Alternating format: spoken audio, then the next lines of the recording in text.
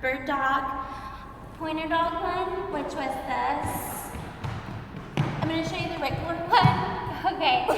And so we go like this, and so you're gonna hold your body like this. And then you're gonna put one leg out and one arm out at the same time. If you want to climb over your mommies or aunties, you can do this. Get back really far and start running. Hold on, I messed up. Get far, very far, very far, very far, very far, and start running.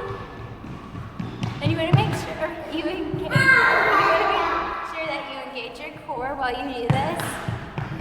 And it's like, it's a good obstacle course when your kids want to do this. They can go under or over you, or they can try to do next to you.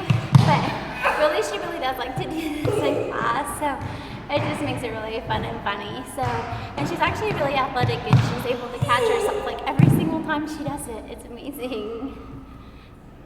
Anyways, we'll see y'all at the next class. Bye! Say bye. Bye.